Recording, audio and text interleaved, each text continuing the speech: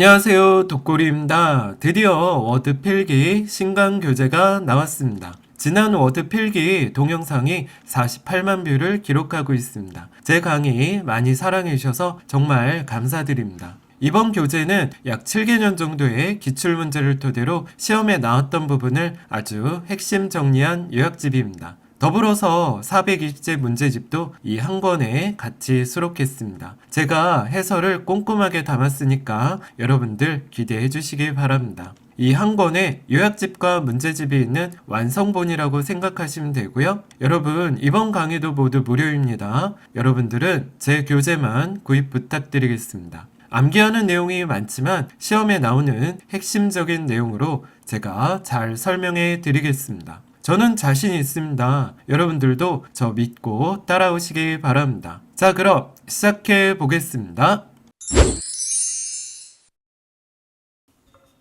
자, 그럼 시작해 보겠습니다. 자, 첫 번째 과목입니다. 워드 프로세싱 용어 및 기능 시작해 보겠습니다. 자, 여러분 교재 한번 보시죠. 워드 프로세서 기능 개념입니다. 자, 우리 워드 프로세싱은요, 문서를 작성하는 과정에서 작업할 수 있는 기술을 의미합니다. 자, 우리 워드 기능은 입력, 표시, 편집, 그리고 인쇄, 저장할 수 있다는 기능 체크해 보실게요. 자, 워드 구성 요소 한번 살펴보겠습니다. 입력 장치에는 키보드, 마우스, 그리고 디지타이저, 요거 잘 나왔어요, 여러분. 설계도 입력할 때 디지타이저 쓰고 있습니다. 우리 답안지 쓰는 OMR 카드, 그리고 OCR은 공공요금 청구서, MICR은 수표에 쓰이는 자석에 반응하는 잉크로 쓰여진 문자, 그게 바로 입력장치입니다. PCR 바코드 입력하고요. 스캐너, 사진 입력합니다. 터치패드, 손으로 내가 원하는 것을 눌렀을 때 입력되는 장치입니다. 여기까지 입력장치였고요. 표시장치 한번 볼게요. LCD, 유리판에 전기를 가해서 화면에 보여주는 거고요. CRT, 되게 큰 모니터입니다. 부피도 커요. 전자총을 이용해서 화면에 쏴줍니다. PDP, 얇고, 그쵸? 전기가 많이 들고 가격이 비싸다는 단점이 있습니다. 자, 출력 장치 보겠습니다. 프린터, 그리고 플로터. 아까 설계도 입력하는 게 디지타이저죠? 비교로 플로터도 많이 나와요. 얘가 바로 설계도 출력한다는 거 체크해 보실게요. 마이크로필름 출력 장치를 COM이라고 부릅니다.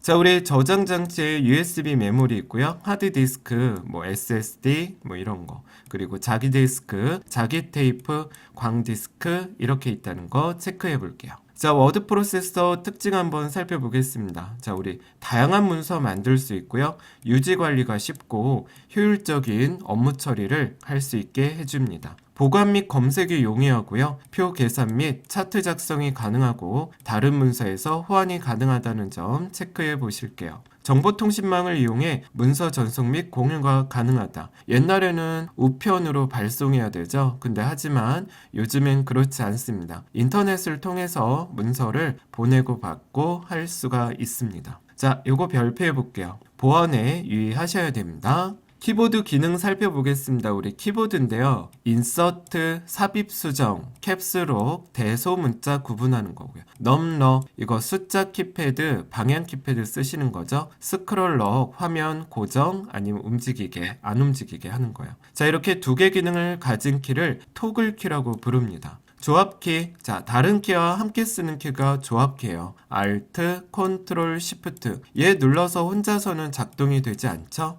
기능 키 보겠습니다. 기능은 미리 정의된 키입니다. 우리 키보드 메뉴에 보면 F1부터 F12까지 있는 거 볼 수 있어요. 이거를 기능 키라고 부르게 됩니다. 바로가기 키입니다. 특정 명령 단축 키죠. 우리 메뉴 대신에 키보드의 키를 조합해서 명령을 수행하는 겁니다. 컨트롤 C가 복사고요. 잘라내기는 컨트롤 X, 우리 붙이기 할 때 컨트롤 V 이렇게 쓰고 있습니다. 자, 우리 왼쪽으로 한 단어씩 이동하고 싶다 그러면 컨트롤과 왼쪽 방향키고요. 커서를 오른쪽으로 한 단어씩 이동하고 싶다 그러면 컨트롤과 오른쪽 방향키 누르는 거 체크해 보겠습니다. 자, 요게 시험에 나왔어요, 여러분. 복사, 잘라내기, 붙이기는 클립보드, 우리 버퍼라는 기억 공간을 사용합니다. 이 버퍼하면 메모해 보시겠어요? 임시 기억 장소라고 메모해 볼게요. 임시 기억 장소를 사용합니다. 만약에 재부팅하거나 다른 복사 잘라내기 하기 전까지만 계속 기억하고 있고, 그 기억된 거는 컨트롤 V 붙여넣기 여러 번 가능하다는 거 체크해 보실게요. 한글 코드 살펴보겠습니다. 우리 완성형과 조합형이 있어요. 완성형과 조합형은 한글 한자는 2바이트, 영어 숫자는 1바이트입니다. 우리 완성형은 정보 교환용으로 쓰이고요. 코드에 없는 문자는 사용할 수 없어요. 하지만 조합형은 거의 모든 문자를 표현할 수 있습니다. 마치 조립해서 쓰는 거랑 똑같습니다. 얘는 정보 교환 시 충돌이 발생합니다. 정보 처리용으로 쓴다는 거 체크해 보실게요. 자, 그래서 유니코드를 꼭 외워주셔야 됩니다. 얘는 번호도 외워주셔야 돼요, 여러분. 1005-1 모든 문자를 2바이트로 표현하고요. 국제 표준 코드로 쓰입니다. 한글화가 쉽고 모든 문자 표현이 가능해요.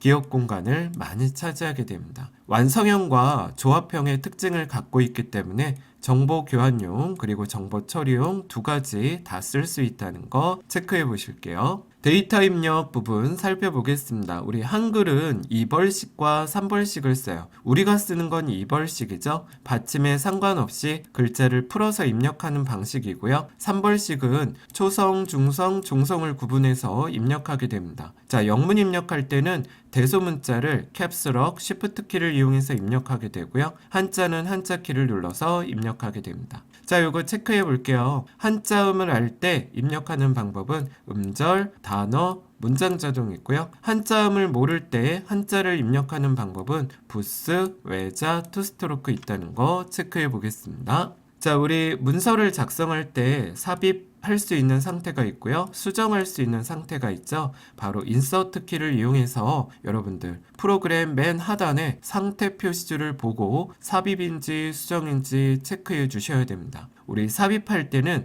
스페이스바를 눌렀다 이러면 오른쪽으로 이동되면서 빈칸이 삽입되고요. 수정은 글자를 입력하거나 할 때 원래 있던 위치의 문자는 지워집니다. 내가 넣었던 새로운 내용이 입력되고요. 이거를 겹쳐쓰기, 오버라이트 이렇게 부릅니다. 자, 삭제에는 세 가지가 있습니다. 스페이스바는 수정 상태에서 오른쪽으로 이동하면서 이제 누를 때마다 지워지고요. 백스페이스는 누를 때마다 현재 커서 위치에서 왼쪽 방향으로 지워지게 돼요. 딜리트 누를 때마다 오른쪽 문자를 내가 있는 커서의 위치로 당겨오면서 하나씩 삭제된다는 거 체크해 보겠습니다. 자, 영역 지정 한번 볼게요. 우리 영역 지정이라는 거는 범위 잡는다 그러죠. 블럭 지정 뭐 이렇게 부릅니다. 자, 클릭 문서 안에서는 그냥 위치 지정이 됩니다. 그쪽으로 클릭이 되고요. 문서 바깥쪽에서 클릭하면 한 줄이 범위가 잡히게 됩니다. 자, 이제 여기서부터 중요합니다, 여러분. 우리 더블 클릭하면 글자 안에서는 한 단어가 잡히고요. 바깥쪽에서는 문단위 범위가 잡힙니다. 우리가 문단이라고 부르는 건 글자를 쭉 쓰다가 엔터를 누를 때까지를 문단이라 그래요. 자, 이제 3번 클릭 요거 많이 쓰죠. 글자 안에서는 문단위 범위가 잡히고요. 문서 바깥쪽에서는 문서 전체가 범위가 잡히게 됩니다. 자, 여기 제가 써놨어요. 문단이란 뭐라고요? 글자 입력하고 엔터 누를 때까지를 문단이라고 한다는 거 알고 계실게요. 자, 우리 저장입니다. 저장의 의미는 우리가 주기억장치에서 작업을 하잖아요. 이 주기억장치에서 보조기억장치로 보내는 걸 말합니다. 이거를 저장이라 그래요. 암호 지정할 수도 있고요. 다양한 파일 형식으로도 저장이 가능해요. 자, 다른 이름으로도 저장이 가능하고 백업 파일 생성이 가능합니다. 우리 백업 파일이 뭐예요? 문서의 분실이나 파손에 대비하기 위해서 하나 더 만들어 두는 걸 백업 파일이라고 합니다. 자, 자동 저장 기능 설정이 가능하고요. 자, 이게 문제가 나왔습니다. 저장 대화 상자에서 폴더를 만들거나 삭제할 수 있어요. 특정 부분을 블록으로 지정한 후 저장을 수행하면 우리가 범위 잡은 데만 별도의 파일로 저장된다는 거 체크해 보시겠습니다. 확장자 살펴볼게요, 여러분. 우리 파일의 종류나 성격을 나타내는 거를 확장자라 그래요. 확장자는 지울 수는 있어요. 근데 지우게 되면 이 파일이 어떤 파일을 나타내는지를 알 수가 없게 됩니다. 자, txt 파일은 텍스트 파일이고요. doc가 워드 파일을 말하게 됩니다. hwp가 우리가 쓰는 한글 파일이고요. com, exe, bat가 실행 파일 뜻해요. 자, PDF가 전자문서죠. 컴퓨터에 상관없이 공유되고 활용되는 문서고요. RTF, 서로 다른 프로그램에서 호환될 수 있는 서식 파일을 RTF 이렇게 부릅니다. 자, HTML은 인터넷 문서를 말하고요. 웨이브, MP3, MIDI, 음악 파일 말하고 JPG, BMP, GIF, PNG 이거 그림 파일이죠. MP4, AVI 자, 이런 파일들은 동영상 파일이라는 거 알고 있을게요. 자, 여러분 제가 아까 말씀드린 백업 파일 확장자가 바로 요거죠. BAK 그리고 WBK, BKG 뭐 프로그램 사용하는 소프트웨어에 따라 백업 파일의 확장자는 다를 수 있지만 요거가 바로 백업 파일이라는 거 보겠습니다. 자, 이제 워드 용어 정리 하나씩 해드리겠습니다. 문제에 잘 나오니까 여러분 잘 체크해 드리겠습니다. 우리 들여쓰기 문단의 시작이 들어가게 하는 거고요. 내어쓰기 문단의 시작이 나오게 하는 겁니다. 우리 들여쓰기는 이렇게 문서가 있을 때 항상 시작이 이렇게 들어가 있고요. 내어쓰기는 이렇게 나오게 돼요. 시작 부분이. 자, 그래서 들여쓰기는 인덴트, 내어쓰기는 아웃덴트라고 부르게 됩니다. 상용구 보겠습니다. 자주 사용하는 문구를 약어로 등록한 후 필요할 때 간단하게 입력하는 거를 상용구라 그러고요. 개체 연결 삽입, 이거 OL이라고 불러요. 자, 다른 프로그램에서 작성한 그림이나 표를 연결하거나 삽입해서 사용할 수 있게 하는 기능을 OL이라고 합니다. 우리 사각형 그릴 때 중심부터 그리려면 컨트롤 드래그고요. 정사각형 정원 그릴 때 요게 이제 문제가 많이 나오죠. Shift 누르고 드래그 하게 됩니다. 클립 아트 미리 제작된 이미지 집합이고요. 자, 요거 체크해 보실게요. 아까도 언급해 드렸죠. 저장은 주에서 보조 기억으로, 로드는 블록이라 그럽니다. 보조에서 주기억 장치로 가는 걸 말해요. 자, 요게 시험에 나왔습니다. 다른 이름으로 저장을 하게 되면 기존의 문서는 있는 거예요. 삭제하는 게 아니라 새로운 이름으로 문서를 저장할 수 있다. 요거 체크하시고 암기해 보시겠습니다. 눈금자 보겠습니다. 눈금자에는 문서의 길이, 여백, 들여쓰기, 내어쓰기, 탭의 위치를 설정할 때 사용하는 도구고요. 상태 표시줄, 커서의 위치, 쪽번호, 삽입 수정 상태 등 여러 가지 정보를 표시하는 줄입니다. 자, 스크롤, 화면 상하좌우로 이동하는 거고, 레이아웃, 문서의 내용을 적당한 위치에 균형 있게 배치할 수 있는 기능을 레이아웃 그럽니다.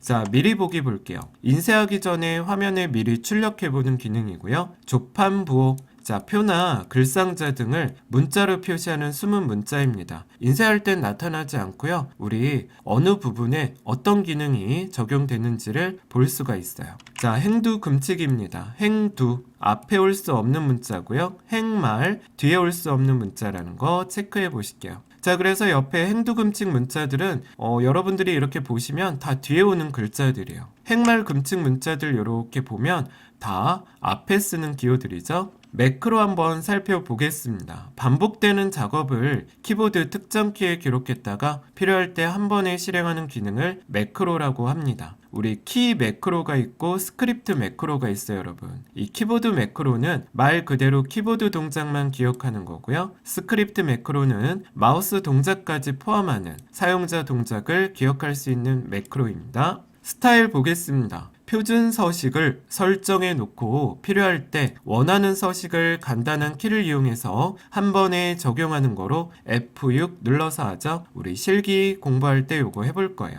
탭, 이 탭키 누르면 일정 간격으로 단어가 띄우죠. 기본 간격은 8칸이고 내가 임의로 조절할 수 있습니다. 자, 탭의 종류는 오른쪽, 왼쪽, 가운데, 소수점 탭 이렇게 있습니다. 자, 수식 편집기, 문서에 수식 화학식 입력할 수 있고요. 맞춤법 검사, 사전과 비교해서 틀린 단어 찾아서 고쳐줄 수 있는 기능이에요. 이 맞춤법 검사 시 자주 틀리는 단어는 자동으로 수정하도록 지정할 수 있다는 거 문제 나왔습니다. 각주 한번 보실게요. 각주는 생소한 단어의 설명을 각 페이지 하단에 표시하는 거고요. 미주는 똑같이 설명하는 건데 이 설명을 문서의 맨 뒷부분에 모아서 표기하게 됩니다. 자, 여러분 디폴트 한번 살펴볼게요. 사용자가 따로 설정하지 않아도 적용되는 기본값을 디폴트라고 부릅니다. 자, 보일러플레이트 볼게요. 머릿말, 꼬릿말, 주석을 표시하기에 만든 구역을 보일러플레이트라고 합니다. 주로 문서의 여백을 이용하게 됩니다.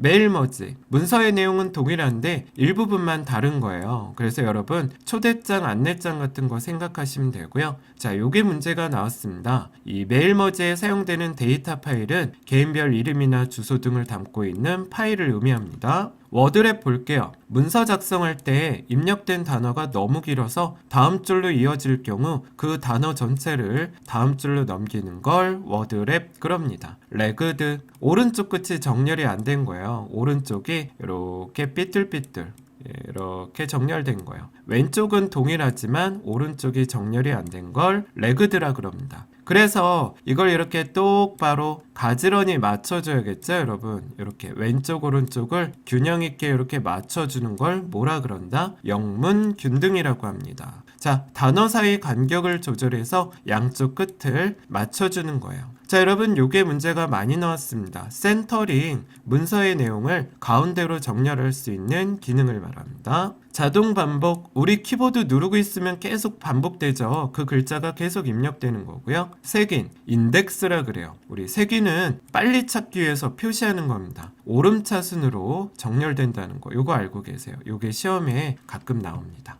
문단부, 우리가 엔터 누를 때 그 표시해 주는 거예요. 아, 여기서 엔터 눌렀다. 보통 이렇게 화살표가 꺾인 화살표 이렇게 표시가 됩니다. 역시 아까 조판보호처럼 인셋이 나타나지 않아요. 격자, 우리 세밀하게 편집할 수 있도록 일정 간격으로 그어져 있는 줄이고요. 창 나누기, 하나의 화면을 여러 개로 분할해서 표시를 해줍니다. 스프를 한번 볼게요. 인쇄할 때 다른 작업 동시에 처리할 수 있는 작업의 효율성을 나타내는 거고요. 이거를 이제 병행 처리라고 부릅니다. 여기에서 알아둬야 되는 기능은 스프를 한다 그러면 속도가 빨라지는 건 아니에요, 여러분. 여러 작업을 동시에 처리하기 때문에 속도는 똑같거나 아니면 조금 느려질 수 있다는 거 알고 가실게요.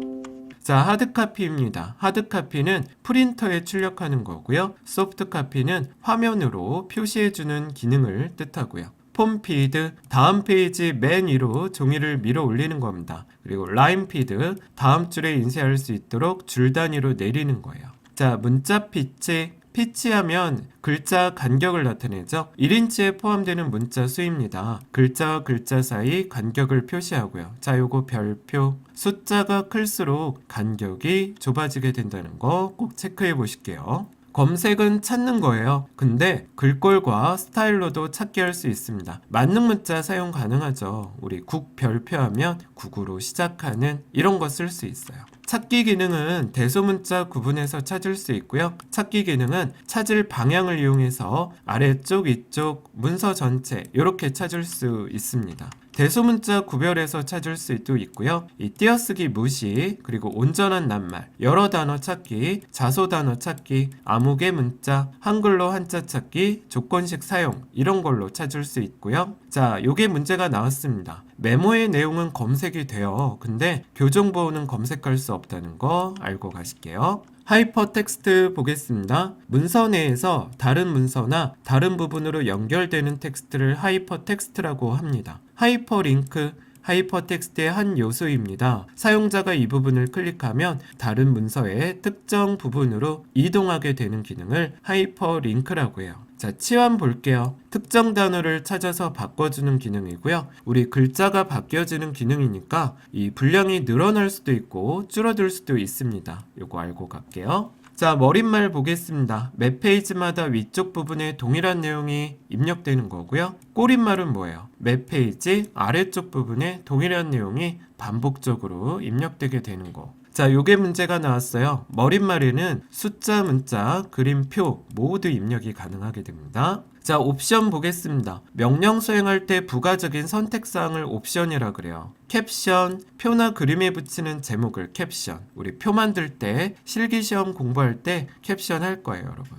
머지, 2개 이상을 하나로 합치는 걸 머지라 그러고요. 다단, 신문지처럼 한 장을 여러 개의 섹션으로 나누는 겁니다. 홈베이스, 문서의 특정 위치로 바로 이동하는 걸 홈베이스라고 부릅니다. 자, 요게 문제가 나왔습니다, 여러분. 디더링, 제한된 색상. 문제의 키포인트에 요게 들어가요. 제한된 색상을 조합해서 새로운 색을 만드는 거고요. 리터칭은 수정이라는 의미를 갖고 있어요. 사진 원판, 사진 인화 등의 결점을 보정하고 더 나은 인쇄가 될 수 있도록 마무리하는 거를 리터칭이라고 부릅니다. 필터링, 자, 우리 새로운 이미지로 바꿔주는 거고요. 렌더링, 3차원의 입체감을 갖게 해서 실제감을 갖게 하는 겁니다. 이번에는 오버프린트 한번 살펴볼게요. 문자 위에 겹쳐서 문자를 중복 인쇄하거나 배경색을 인쇄한 후 그 위에 대상태를 다시 인쇄하는 것을 오버프린트라고 부릅니다. 모핑, 두 개의 이미지를 부드럽게 연결해서 변환, 통합하는 작업을 모핑이라 그래요. 자, 우리 화면 표시할 때 텍스트 방식과 그래픽 방식이 있습니다. 이 텍스트 방식은 점으로 표시하고 그래픽은 픽셀, 화소로 표시합니다. 속도는 텍스트가 빨라요. 자, 얘는 표시하는 색상이 얼마 없어서 빠르고요. 그래픽은 정말 색상이 무수히 많죠. 그래서 텍스트보다는 좀 느리다고 알고 계십시오. 기억 공간 텍스트가 작고요. 그래픽은 크고요. 글꼴은 역시 텍스트가 작고 그래픽 방식이 글꼴 수가 많습니다. 자, 그래서 여기 위지익 보이시죠? 이 위지익의 뜻은 내가 보는 그대로 인쇄할 수 있다, 이거를 말하는 건데, 텍스트 방식은 위지익이 불가능합니다. 네. 자, 우리 그래픽 방식은 위지익이 가능하다는 거 꼭 체크해 보실게요. 자, 여기까지 첫 번째 워드 프로세서 기능 핵심 요약을 마쳐보겠습니다. 이번에는 두 번째 문서 작성 파트 핵심 정리 시작해 보겠습니다. 자, 여러분 여기 보시죠. 정렬 기능 한번 살펴볼게요. 우리 정렬은 오름차순과 내림차순이 있죠. 자, 요거 체크하실게요. 오름차순 정렬하게 되면 숫자, 영어, 한글 순이고요. 내림은 거꾸로가 되겠죠. 한글, 영어, 숫자가 됩니다. 우리 영문자가 오름차순 된다는 건 소문자에서 대문자, 그럼 내림차순은 대문자에서 소문자로 간다는 거 체크하실게요. 자, 인쇄 기능 보겠습니다. 미리 보기. 우리 인쇄 모양은 확인이 되고 편집은 안 되겠죠? 문서의 일부분만 인쇄가 가능하고 내가 똑같은 거 여러 장 인쇄 매수 지정이 가능하게 됩니다. 거꾸로 인쇄가 가능하고요. 해상도를 높게 설정하면 선명하게 인쇄되니까 속도는 느려진다는 거 체크해 보실게요. 자, 한 장에 여러 페이지 인쇄가 가능합니다. 이거를 모아찍기라고 부르게 됩니다. 워터마크 삽입이 가능합니다. 이거 불법 복제 맞는 거죠? 저작권을 표시할 수 있다는 거 체크해 볼게요.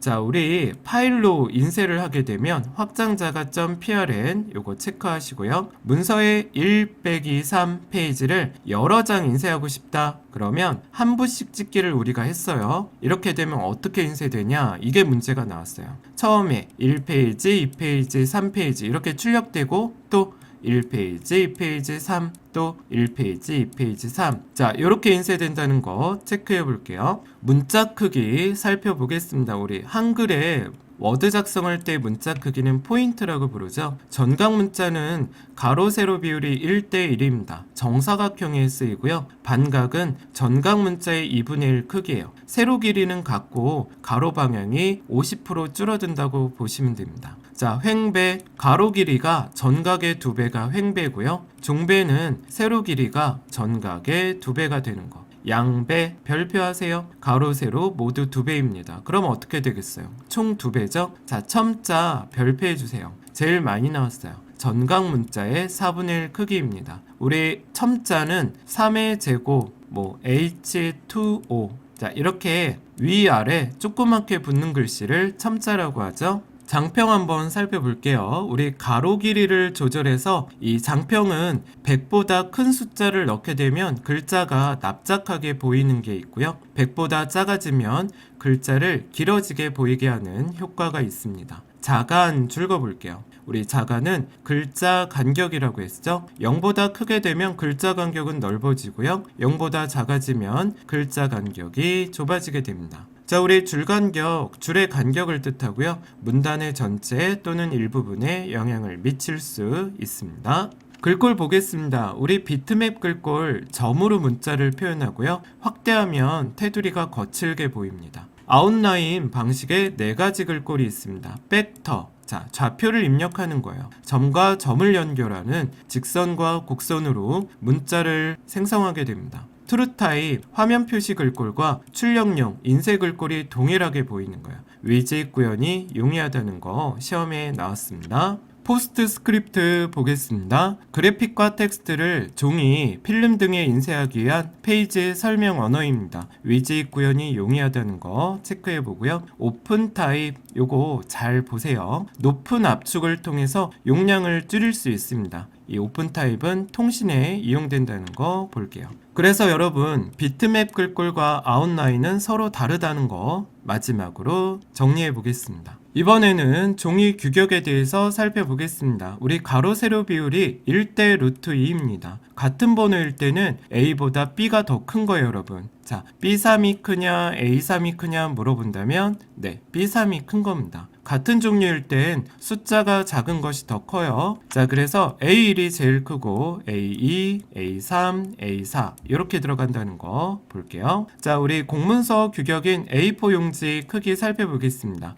가로가 210, 세로가 297이에요. B4의 크기는 257, 364라는 거 체크해 보겠습니다. 우리 글자를 입력할 수 있는 곳은 머릿말과 꼬릿말이에요. 글자가 입력이 불가능한 곳은 위쪽, 아래쪽, 왼쪽, 오른쪽입니다. 요게 문제가 나왔습니다, 여러분. 네, 여기까지 문서 작성 파트 핵심 요약 끝내보겠습니다.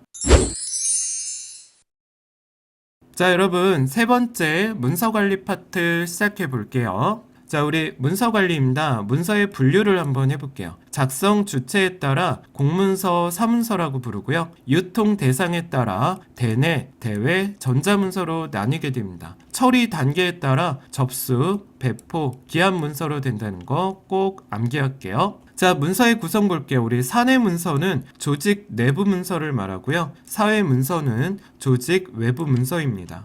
자, 사내 문서 한번 살펴보겠습니다. 조직 내부 문서라 그랬죠? 두문, 본문, 결문으로 나뉩니다. 두문에는 수신자명, 그리고 발신자명, 문서번호, 발신, 연, 월, 일 이렇게 들어가요. 자, 오른쪽 상단에 표시되고요. 연월일 생략할 때 마침표로 입력하게 된다는 거 체크해 보실게요. 자, 본문입니다. 본문의 제목을 쓰게 되겠죠? 이 제목은 본문의 내용을 요약해서 간추려서 표시하게 됩니다. 자, 요게 시험에 나왔어요, 여러분. 주문. 이 주문이라는 뜻은 문서의 핵심 부분입니다. 간결하고 명확하게 나타내는 걸 뜻해요. 자, 문서의 마지막인 결문에는 담당자명 그리고 담당자 직위가 표시가 되게 됩니다. 사내 문서 종류 한번 살펴보겠습니다. 보고 문서, 자, 업무 현황, 경과, 결과 등을 보고하는 문서예요. 일개표랑 출장 보고서를 말하게 됩니다. 지시 문서, 상부에서 하부로 명령을 전달하는 문서입니다.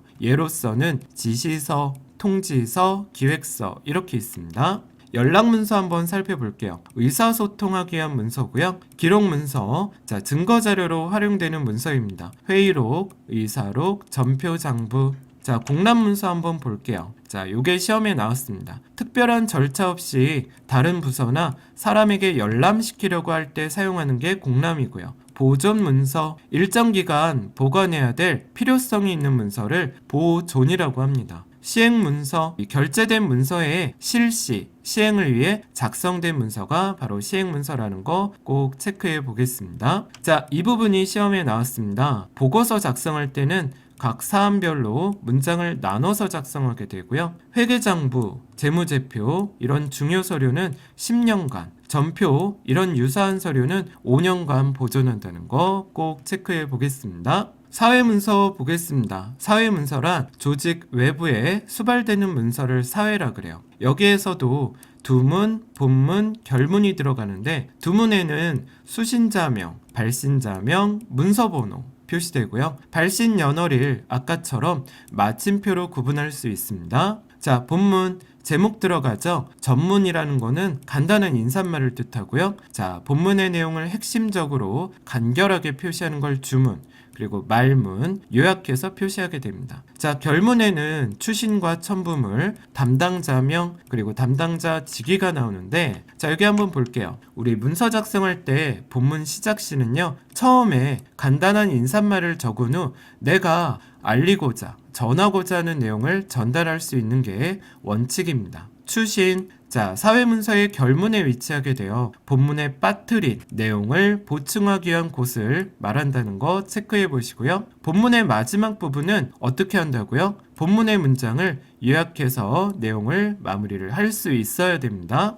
자, 사회문서의 종류 볼게요. 거래문서, 주문서나 요청서고요. 의뢰문서, 이거는 뭐예요? 관계 유지를 위해 만든 문서입니다. 뭐 초대장, 연하장 이런 걸 뜻하게 됩니다. 자, 우리 문서를 작성하게 되면 고칠 부분이 있죠. 교정보호 한번 살펴보도록 하겠습니다. 지정된 교정보호를 이용해서 정확하게 표시하려고 하고요. 간략하게 표시하고 교정할 글자를 정확하게 체크합니다. 서로 겹칠 경우 떨어지게 각도를 조절하고요. 한번 교정된 부분도 여러분 요게 문제가 나왔어요. 다시 교정할 수 있다는 거 체크해 볼게요. 자, 우리 교정보호 표기할 때는 글자색과 다른 눈에 잘 띄는 색을 사용해야 된다는 거 꼭 알고 가실게요. 자, 교정보호 종류 한번 살펴보겠습니다. 여러분 요게 들여쓰기예요. 요게 내어쓰기입니다. 이게 이제 많이 헷갈리시죠? 우리 들여쓰기, 내어쓰기 구분하는 방법은 이렇게 봤을 때 이걸 일자로 만든다고 생각해 보세요. 그럼 얘는 자 이렇게 들어가야 되고 얘를 일자로 만들려고 하면 밖으로 나와야 되죠? 이렇게 해서 구분할 수 있습니다. 자, 끌어올리기, 끌어내리기 이것도 이제 많이 헷갈릴 수 있는데 이것도요 여러분 일자를 만든다고 생각하시면 이거 내려와야 되죠. 얘도 일자를 만들려고 하면 어떻게 해야 돼요? 올려야 되겠죠. 그래서 얘가 끌어올리기, 얘가 끌어내리기가 됩니다. 자, 줄간격 띄기, 그리고 요거는 삭제하기고요. 요거 이어붙이기입니다. 이렇게 된 거예요. 요렇게. 요가 사이 띄우기, 요거 삽입하기입니다. 요거 잘 안 보이실 텐데 이렇게 들어갑니다. 이렇게 삽입. 자, 얘가 줄 잇기고요. 얘가 줄 나누기입니다. 이거 내용 바꾸기, 요거 자리 바꾸기. 자, 요거는 컴퓨터로 작업할 때 이거는 거의 쓰이지 않는 건데 거꾸로 된 글자 바로잡기입니다. 자, 이거는요 여러분 내가 교정하려고 동그라미 쳤는데 아예 그냥 냅둬야겠다, 교정 안 하겠다라는 의미라는 거 체크해 볼게요. 자, 한글 맞춤법 살펴보겠습니다. 조사는 앞말에 붙여 쓰고요. 단위를 나타내는 명사는 띄어쓰게 됩니다. 국외음화 한번 살펴볼게요. 우리 디귿, 티읕 받침 뒤에 이 히가 올 경우 지읒, 치읒으로 소리가 나더라도 디귿, 티귿으로 적게 되죠. 자, 묻히다, 맞이, 굳이 이렇게 부르게 되는 거예요. 두음 법칙 살펴볼게요. 녀, 뇨, 뉴, 니가 단어 첫머리에 올 경우 여, 요, 유, 이로 적게 됩니다. 그래서 양심, 역사, 예의 이렇게 불러요. 자, 한자음 라, 레, 로가 단어 첫머리에 올 경우 나, 네, 노로 적습니다. 그래서 낙원, 내일, 노인 이렇게 부르고요. 외래어는 외래어 표기법에 따라서 현용 24자모만으로 적게 되고요. 받침에는 기역, 니은, 리을, 미읍, 비읍, 시읒, 이응만을 사용한다는 거 체크해 볼게요. 파열음 표기에는 된소리를 쓰지 않는다는 거 꼭 체크해 보겠습니다. 문서의 논리 한번 살펴보겠습니다, 여러분. 자, 연역적과 귀납적이 있어요. 연역적은 일반적인 원리를 제시해서 구체적인 사실을 끌어내는 거고요. 귀납적은 개별적인 사례나 구체적인 관찰로부터 일반적인 원리, 법칙을 도출하는 논리적 추론 방식을 뜻합니다. 자, 그래서 연역적에는 이겁니다. 첫 번째, 사람은 죽는다. 두 번째, 나는 사람이다. 세 번째, 그래서 나는 언젠가는 죽을 것이다. 이렇게 하는 걸 연역적이라 그래요. 자, 귀납적 구성 살펴볼게요. 자, 첫 번째, 특정 종류의 금속은 열을 가하면 팽창한다. 다른 종류의 금속도 열을 가하면 팽창한다. 자, 그래서 세 번째, 모든 금속은 열을 가하면 팽창한다는 원리입니다. 자, 그래서 연역적 추론이라고 있어요, 여러분. 중심 문장의 위치가 해당 문단의 앞부분에 위치하는 두갈식 구성입니다. 이 두갈식이란 서두에 주제나 결론을 제시하고 그 뒤에 세부사항을 나열하는 구성을 두갈식 그래요. 미괄식은 문서의 결론이나 주요 주제를 마지막에 제시하는 거로 세부사항을 먼저 제시하고 결론을 마지막에 제시하게 된다는 거 볼게요. 자, 양괄식입니다. 문서의 서두와 결론의 주요 주제를 제시하고 중간에 세부사항이나 근거를 나열하게 된다는 거 알고 계실게요.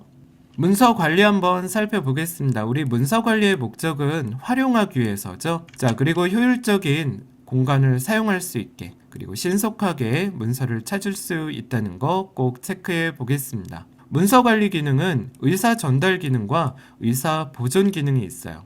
자, 요게 시험에 나왔습니다. 정책 실명제. 주요 정책의 결정 및 과정에 참여하는 관련자의 실명과 의견을 기록 관리하는 제도를 말합니다. 문서 관리 원칙 살펴볼게요. 자, 정확성입니다. 착오 없이 올바르게 처리하는 걸 정확. 신속은 처리 과정을 단축시키는 거고요. 경제성, 비용 절감하게 하는 겁니다. 자동화, 많은 양의 일을 정확하고 신속하게 처리하게 됩니다. 자, 표준화 볼게요. 합리적인 방법을 선정하고요. 용이성, 간편하게, 간소화, 간결하게 절차가. 전문화, 전문가를 배치해서 전문성을 더 높여주는 겁니다. 자, 이번에는 문서관리 표준화 한번 살펴볼게요. 문서 양식의 표준화가 있습니다. 규격과 서식을 정해놓는 거고요. 장표 양식의 표준화는 보고서나 기한문 등의 양식을 뜻합니다. 표현 방식의 표준화, 작성 형식과 문장 표현 방식에 대해서 표준화 시키는 걸 말해요. 자, 문서 처리 표준화는요, 분류 방법, 분류 번호, 관리 방법에 대해서 하고요. 문서 취급의 표준화는 발송과 접수, 수발 업무에 대한 표준화를 뜻하게 됩니다. 보존 관리 표준화는 보존과 이관, 그리고 폐기에 관한 표준화를 설정하게 됩니다. 문서 관리 절차 살펴보겠습니다. 자, 우리 구분 보겠습니다. 관리할 문서를 지정하는 걸 구분이라 그럽니다. 자, 분류, 그리고 편철, 보관 이렇게 들어가요. 자, 분류는 문서를 분류법에 따라 나누는 것을 분류 그러고요. 편철은 묶는 거 말이에요. 자, 보관은 문서가 완결한 날, 속하는 연도의 말까지 각 부서에서 관리하는 걸 보관이라 그럽니다. 자, 이관 체크해 보세요. 해당 부서로 옮기는 것을 이관, 보존은 폐기할 때까지 주관 부서에서 관리하는 것을 보존이라고 부릅니다. 자, 폐기는 없애는 건데요. 바로 문서의 최종 목적에 해당된다는 거 꼭 체크해 볼게요. 자, 기산일을 살펴보겠습니다. 기산일은 문서가 보존될 수 있는 그 스타트 날짜를 기산일 그러는데요. 문서가 생산한 연도에 다음에 1월 1일부터가 바로 기산일로 정해지게 됩니다. 문서 평가 볼게요. 이 보존기간이 끝났을 때, 우리 기산일부터 보존기간이 끝났을 때 해당 문서의 가치를 재평가합니다.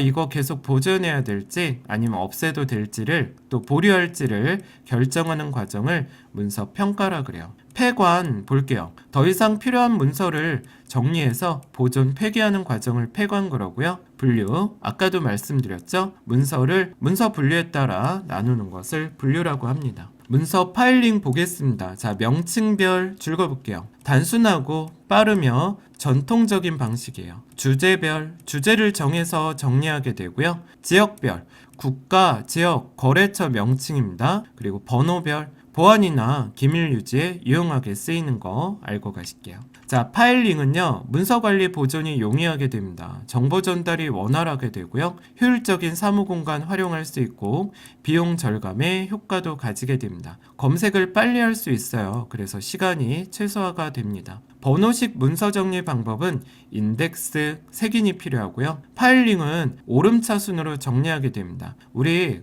자음, 모음, 받침 순서대로 순위가 정해진다는 거 체크해 볼게요. 같은 자음으로 시작할 경우 모음 기준으로 정렬이 됩니다. 자, 이번에는 전자문서 한번 살펴보겠습니다. 컴퓨터로 작성되어 전자적 형태로 송수신되는 문서를 전자문서라고 부릅니다. 자, 이게 시험에 나왔습니다. 일반 문서와 동일한 법적 효과를 가지고요. 문서 등급에 따른 접근자의 범위가 지정됩니다. 검토자, 협조자, 결재권자 모두 동시에 열람이 가능하고 전자 이미지 관인을 사용하게 됩니다. 자, 이 관인은 누가 한다? 처리과의 기한자가 이미지 관인을 찍게 된다는 거 꼭 체크하실게요. 요게 시험에 또 나왔어요. 자, 내용 및 송수신 여부를 증명해 주는 공신력이 있는 제3기관으로 공인전자문서 보관소가 있다는 거 알고 갈게요.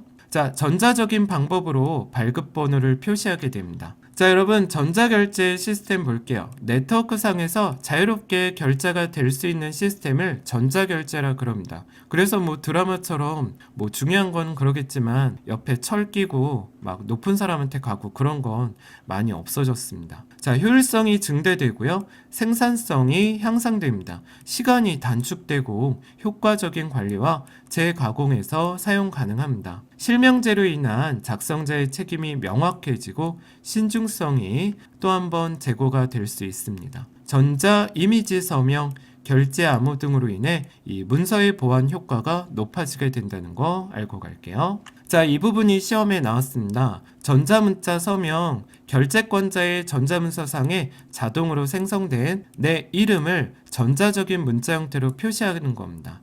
자, 어떨 때 기한, 검토, 협조 이 문서상에 전자 이미지 서명 볼게요. 기한, 검토, 협조, 결제권자의 전자문서상에 전자적인 이미지 형태로 된 자기의 성명을 그대로 표시하게 되는 걸 전자 이미지 서명이라고 그러고요. 행정 전자서명, 기한, 검토, 협조, 결제권자의 신원과 이 문서의 변경 여부를 확인할 수 있도록 해당 전자문서에 첨부되거나 결합된 전자적 형태로서의 정보로서 인증받은 것을 행정 전자서명이라고 합니다. 전자 이미지 관인 볼게요. 관인의 인형을 찍어서 정보 처리 능력을 가진 장치에 전자적인 이미지 형태로 입력하는 걸 전자 이미지 관인이라고 그러고요. EDI 볼게요. 자, 컴퓨터 간의 표준화된 포맷과 코드 체계를 이용해서 문서를 교환하는 방식입니다. 이 EDI의 전제적인 조건은 문서의 표준화가 전제가 돼야 됨을 알고 있을게요. 자, EDI 3D 요소 살펴보겠습니다. 자, 표준입니다. 스탠다드. 그리고 사용자 시스템, 그리고 통신 네트워크가 필요하다는 거 체크해 볼게요. 이번에는 전자문서 관리 시스템 EDMS에 대해서 살펴보겠습니다. 자, 문서 작성부터 폐기까지 모든 과정을 통합적으로 관리할 수 있는 시스템을 말합니다. 업무 효율이 극대화되고요. 시간 비용이 절감되고 중복의 최소화를 이룰 수 있습니다. 문서 형식의 표준화를 이룰 수 있고 데이터 공유와 무결성을 유지할 수 있다는 거 알고 갈게요. 자, 이 부분이 시험에 나왔습니다. 전자문서는요, 공람하였다는 기록을 이 업무관리 시스템 또는 전자문서 시스템상에서 자동으로 표시가 되게 됩니다. 전자문서는 파일로 보존하는 게 원칙이죠. 보존기간이 준연구 이상은 마이크로필름화해서 보존하게 된다는 거 알고 갈게요. 전자문서는 파일로 보관되기 때문에 따로 편철하는 과정은 필요가 없습니다. 자, 이제 공문서 살펴보겠습니다. 우리 도문, 본문, 결문으로 구성되죠. 두문에는 행정기관명과 수신자가 표현되고, 자, 본문에는 제목, 내용, 붙임이 자리하게 됩니다. 자, 본문은요, 제목을 기재해서 문서의 성격을 파악할 수 있게 된다는 거 시험에 나왔으니까 꼭 알고 가실게요. 자, 결문에는 되게 많은 내용이 들어갑니다. 발신, 명의, 생산 등록, 접수 등록번호, 시행일, 접수일, 우편번호, 주소, 그 다음에 전자우편 주소, 전화 팩스 번호, 홈페이지 주소, 기한, 검토, 협조, 결제권자의 직급 서명 등이 결문에 들어간다는 거 알고 가실게요. 자, 이번엔 공문서 서식 설계 부분 정리해 드리겠습니다. 우리 글자 크기, 항목 간격, 표 크기 등을 균형 있게 작성하고 쉽게 이해할 수 있는 용어를 사용하게 됩니다. 특별한 사유가 없으면 별도의 기한문과 시행문은 작성하지 않고요. 용지, 규격과 지지를 표시할 수 있습니다. 자, 행정기관 로고, 홍보문구 등을 표시해서 기관의 이미지를 높이고요. 민원인의 편의를 위해 처리 기간 등을 표시하고 바코드도 같이 기재할 수 있습니다. 자, 서식을 개정할 때 행정자치부 장관의 승인을 받는다는 거 알고 갈게요. 자, 공문서의 항목 구분 살펴보겠습니다. 자, 첫 번째 항목은 숫자 1, 두 번째는 가, 세 번째는 반가로 1, 네 번째는 반가로 가입니다. 다섯 번째는 양괄호 1, 여섯 번째는 양괄호 과, 일곱 번째는 동그라미 1, 여덟 번째는 동그라미 가나다 이렇게 된다는 거 꼭 외울게요. 자, 여기 별표해 보겠습니다. 문제 많이 나오는 파트죠. 공문서의 끝 표기입니다. 본문이 끝났을 때 한 글자 띄우고 끝 표시입니다. 우리 한 글자가 두 칸을 뜻해요. 첨부물이 있을 경우 자, 본문이 끝난 줄 다음에 붙임 표시를 하고 한자 띄우고 끝 표기를 하게 됩니다. 본문 또는 첨부문 표시문이 오른쪽에 닿았을 경우 얘가 제일 많이 나왔어요, 시험에. 그러면 다음 줄 왼쪽 시작 위치에서 한자 띄우고 끝 표시하고요. 표의 마지막까지 작성되어 있는 경우는 칸 밖 다음 줄 왼쪽 시작 위치에서 한자 띄우고 끝인데, 자, 요게 시험에 또 많이 나왔습니다. 표가 칸을 다 못 채웠어요. 중간에서 끝나는 경우는요, 표의 마지막 글자 다음 칸에 이하 빈칸이라고 표시합니다. 이하 빈칸이라고 했을 때는 끝 표시 안 한다는 거 꼭 알고 가실게요. 공문서 수정 한번 살펴보겠습니다. 우리 고칠 때 삭제 수정이 필요할 때는요, 다시 작성해서 결제를 올리게 됩니다. 글자 중앙에 가로로 두 선을 긋고 수정을 하고 수정을 한 작성자가 또 서명 날인할 수 있어요. 자, 공문서의 내용 표기 보겠습니다. 한글 맞춤법에 따라 가로로 작성하게 되고요. 숫자는 아라비아 숫자로 표기하게 됩니다. 금액 같은 경우는 정말 중요한 부분이니까 숫자로 표기한 다음에 괄호 안에 한글로 기재하게 되고요. 날짜는 연월일 글자가 생략되고요. 점으로. 그리고 시간은 24시간제로 시 분초는 생략하고 콜론, 쌍점으로 표기한다는 거 체크해 볼게요. 공문서 종류 보겠습니다. 우리 법규 문서는 헌법 법률에 관한 문서고요. 누년 1년 번호를 씁니다. 지시 문서, 행정기관이 하급기관에 지시하는 겁니다. 훈령이나 예구를 뜻하고요. 얘는 누년, 지시는 연도 표시 1년 번호를 씁니다. 우리 누년 1년 번호가 뭐냐면요, 연도와 상관없이 계속 연속되는 번호예요. 그래서 만약에 올해 내가 문서 번호가 25번으로 끝났다 그러면 내년에 새로 시작되는 문서도 26번으로 시작하게 되고요. 연도별 1년 번호는 연도마다 새로 시작되는 1년 번호예요. 올해 25번으로 끝났고 그럼 내년에는 다시 1번으로 출발하는 겁니다. 연도 표시 1년 번호는 연도 표시와 연도별 1년 번호를 빼기로 연결한 번호입니다. 그래서 이렇게 표시하는 거예요. 연도 뒤에 번호가 들어가게 됩니다. 자, 공고문서는 일정 사항을 알리는 것으로요, 연도 표시 1년 번호가 들어가고, 비치 문서는 내부에 비치하면서 업무에 활용되는 문서를 말합니다. 민원 문서는 허가인가 기타 처분을 요구하는 문서고요. 일반 문서는 위 내용에 속하지 않는 문서를 뜻하게 됩니다. 자, 이제 별표 한번 해볼까요? 우리 공문서의 성립 조건은 최종 결재권자의 결재가 있음으로써 성립하게 된다는 거 꼭 알고 가실게요. 이 서명의 종류는 전자문자, 전자이미지, 행정전자서명 이렇게 있습니다. 자, 이번에는 공문서 처리 원칙 살펴보겠습니다. 정부기관, 공공단체 및 기타 공식 조직에서 작성, 관리, 보존하는 문서에 대한 체계적인 처리 과정을 공문서 처리 원칙에 포함하고 있습니다. 공문서 처리에는 일련의 원칙과 절차가 있고요. 이는 정확성, 투명성, 보안 접근성을 보장할 수 있는 기능을 의미하게 됩니다. 자, 첫 번째부터 볼게요. 정확성의 원칙, 사실에 기반해서 작성되어야 된다는 겁니다. 모든 정보는 정확하고 오류가 없어야 된다는 거예요. 자, 명확성의 원칙, 공문서는 이해하기 쉽고 명확해야 된다는 겁니다. 간결하고 일관된 표현 사용하고요. 복잡한 용어나 문장은 가능한 한 피하게 됩니다. 문서의 목적, 내용 결론이 분명하게 전달될 수 있도록 할게요. 자, 적시성의 원칙입니다. 공문서는 필요한 시기에 적절하게 작성되고 처리되고 배포돼야 됩니다. 제때제때 처리함으로써 업무의 효율성과 신뢰성을 유지하는 게 목적입니다. 자, 네 번째, 기밀성의 원칙입니다. 공문서의 내용은 보안을 유지해야 되어 권한이 없는 자에게는 접근을 제한하게 됩니다.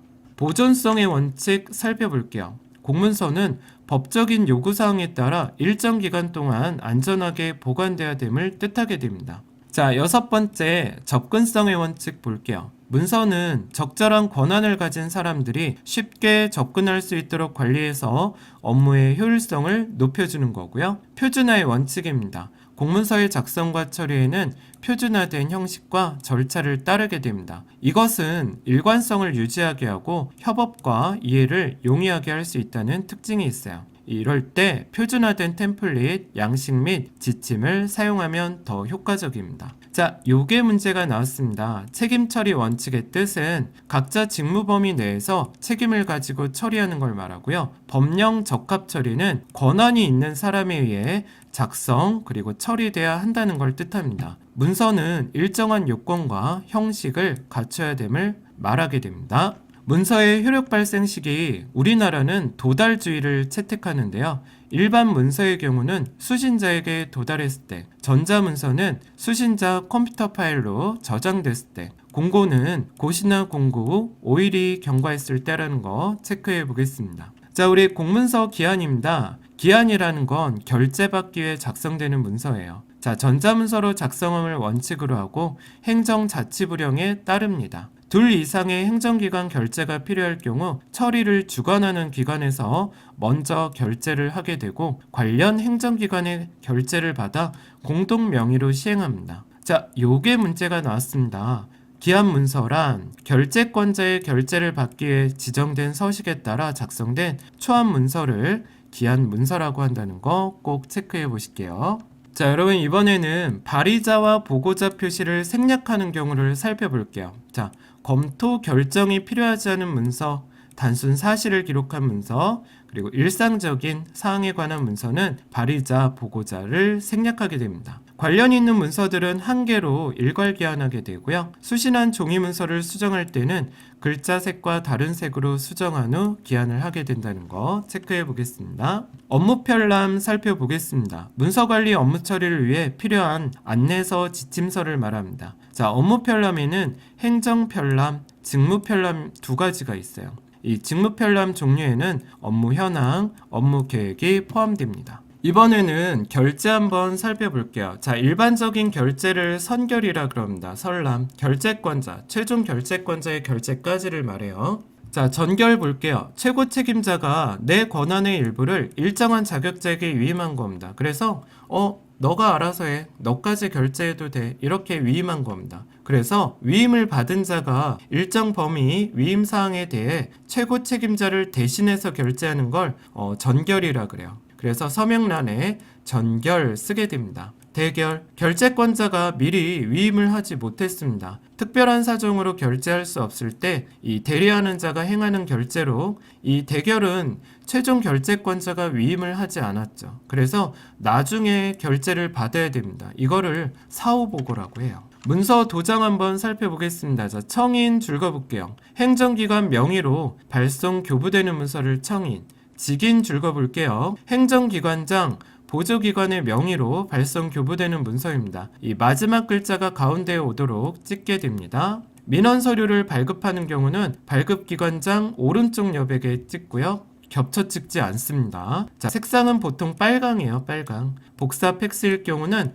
검정색도 가능합니다. 자, 그래서 요게 문제가 잘 나오죠. 관인의 뜻은 행정기관이 발신하는 문서에 필요한 도장을 관인, 간인은 두 장 이상의 앞장과 뒷장에 걸쳐 찍는 도장을 이제 간인이라 그럽니다. 도장을 찍는 경우는 이 문서의 순서, 관계를 명확하게 할 필요가 있을 때, 사실관계, 법률관계 증명에 관계될 때, 허가인가 등록에 관계되는 문서에 사용된다는 거 알고 가실게요. 자, 마지막으로 문서 발신입니다. 우리 문서 보낼 때인데요. 정보통신망을 이용해서 발신하는 것을 원칙으로 합니다. 정말 특별한 경우라면 우편, 팩스, 이메일로도 가능하게 됩니다. 처리과에서 발신하고요. 비밀 문서인 경우는 암호화해서 발신을 하게 됩니다. 업무관리 시스템은 과제관리, 문서관리 카드 등을 이용하는 전자 시스템을 말하고요. 전자문서 시스템은 모든 처리가 전자적으로 처리되는 시스템을 의미합니다. 자, 요게 시험에 나왔습니다. 우편과 팩스로 발신할 때는 발신 기록을 증명할 수 있는 관계 서류를 기한문과 함께 보존된다는 거 꼭 알고 가실게요. 네, 여기까지 세 번째 파트 문서관리 핵심 정리 마쳐보겠습니다. 자, 이번에는 네 번째 전자출판 한번 살펴보겠습니다. 자, 우리 전자출판, 탁상출판과 컴퓨터 출판이 있습니다. 패키지형, 읽어볼게요. 종이가 아닌 CD, DVD 등에 기록되는 형태로 문자, 음성, 사진, 영상을 표현할 수 있고요. 컴퓨터 통신형, 저자의 집필, 전송, 편집, 축적, 이용자의 접근까지 포함할 수 있습니다. 온라인 데이터베이스형, 온라인을 통해 정보 검색, 비디오 텍스트, 텔레텍스트 등이 포함되는 거 알고 가실게요. 전자출판의 종류 살펴보겠습니다. CTSP는 신문이나 잡지 형태, DTP는 일반 책 형태의 출판물을 말합니다. DBP는 전자수첩 형태의 출판물이고요. SBP, 종합유선방송, 케이블 TV 형태의 출판물을 의미합니다. 전자출판 특징 한번 살펴볼게요. 활자 인쇄, 그리고 사진식자, 전자출판, 그리고 전자통신 출판까지 이렇게 발전하게 되었습니다. 문자나 소리, 그림, 영상, 애니메이션으로 표현이 가능하고요. 디지털로 문자를 기록, 보존할 수 있는 매체를 말합니다. 홍보용 책자나 소규모 출판 등에 사용되어 출판 과정의 개인화가 가능하고요. 글꼴이 많고 사진, 도표, 그리기 기능이 뛰어납니다. 고품질에 인쇄할 수 있다는 거 체크해 보실게요. 요게 시험에 나왔습니다. 화면에 보이는 그대로 출력할 수 있는 위젯 기능이 우수합니다. 출판 내용에 추가 및 수정이 신속하게 되죠. 배포가 쉽고 전체적인 비용이 감소하게 됩니다. 디지털 데이터로 다른 전자매체와 결합이 용이하게 되고요. 상호 대화가 가능한 양방향 매체로 사용되게 됩니다. 요게 시험에 나왔습니다. 전원이 없으면 또 컴퓨터가 고장나면 볼 수가 없다는 거죠. 단점이고요. 화면을 통해서 보기 때문에 이 종이 출판물에 비해서 전체적인 내용 비교가 어렵다는 또 단점이 있고요. 컴퓨터에 대한 기본 지식이 있어야 되죠. 저장 매체가 손상되면 전체 자료는 볼 수 없다는 또 단점이 있습니다. 요게 시험에 나왔습니다, 여러분.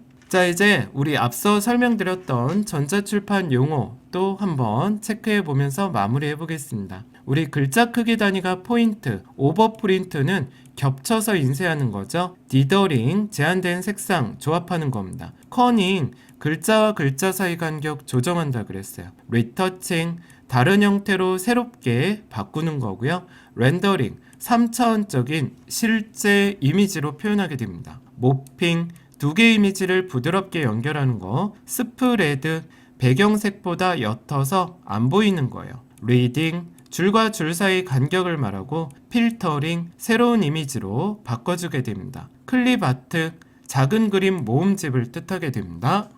초크, 채도, 조명, 명암을 조절하는 거고요. 하프톤, 망점이라 그래요. 신문과 같이 미세한 점으로 표현하게 됩니다. 텍스트 흘리기, 특정 개체 주의로 텍스트가 침범하지 않게 하는 기능이고요. 워터마크, 원본 그림을 리터칭합니다. 기관의 로고나 저작권 등을 배경으로 보여줘서 희미하게 표시할 때 사용해요. 명암을 그래서 조절하는 기능이 들어가게 됩니다. 베타 테스트, 출판물을 판매하기 전에 실제 이 문서를 이용할 때 문제가 없는지를 확인하는 과정을 베타 테스트라고 부릅니다. 전자출판 순서 한번 살펴볼게요. 요게 시험에 나왔어요, 여러분. 처음에 기획을 하게 되죠. 1차 원고를 쓰게 됩니다. 원고를 수정하는 과정이 있고요. 재편집을 하겠죠. 그래서 콘텐츠 변화가 생기겠고요. 최종 원고를 마무리하게 되면 마지막으로 최종적으로 전자책이 완성이 되는 거 알고 가실게요. 전자책은 컴퓨터로 작성되고 유통되기 때문에 보안이 필수입니다. 디지털 형식으로 제공되는 책의 저작권 보호와 무단 복제를 방지하기 위해 여러 기술과 방법을 포함하게 돼요. 이 전자책 보안은 DRM, 디지털 저작권 관리라고 부르는 기술을 통해 구현이 됩니다. 요게 시험에 나왔습니다. DRM, 디지털 복제품 보호를 위해 생성, 허가된 사용자만 이 접근이 가능할 수 있습니다. 무분별한 복제 방지 보안 기술이 적용되고요. 콘텐츠, 불법 복제 방지할 수 있는 장점이 있습니다. DW 볼게요. DW는 디지털 콘텐츠에 사용자가 알 수 없게 저작권 정보를 기록하는 장치고요. DOI, DOI는 디지털 오브젝트 아이덴티파이어입니다. 디지털 콘텐츠 식별자예요. 디지털 콘텐츠에 특정 번호를 부여하게 됩니다. 일종의 바코드라고 부르고, 이걸 하는 이유는 저작권을 보호하고 정확한 위치를 추적할 수 있게 하는 표준 정보 식별 문자로 쓰여지게 됩니다. 이 DOI는요, 인터넷상의 모든 지적 재산물을 관리할 수 있어요. 지적 재산 권리 보유자와 이용자를 연결해줘서 전자상거래 절차에 있어서 필수 요소인 이 저작권의 관리 실현이 가능하게 한다는 거 꼭 체크해 볼게요. 자, PKI 마지막으로 살펴보겠습니다. 인터넷처럼 안전이 보장되지 않은 곳에서 내 신분을 증명해주는, 검증해주는 것을 PKI라고 부릅니다. 우리가 공인인증서 있죠? 예, 이게 바로 PKI예요. 공개키 기반 구조를 사용한다는 거 알고 가실게요. 네, 됐습니다. 여러분 여기까지 1과목 모든 핵심 정리 마쳐보겠습니다. 자, 여기까지 1과목 워드 프로세서 용어 및 기능 핵심 정리를 마치겠습니다. 다음엔 2과목 PC 운영체제로 찾아뵙겠습니다. 제가 잘 준비할 거니까 기대 많이 해주시기 바랍니다. 여러분 오늘도 고생 많으셨습니다. 감사합니다. 이상 독골이었습니다.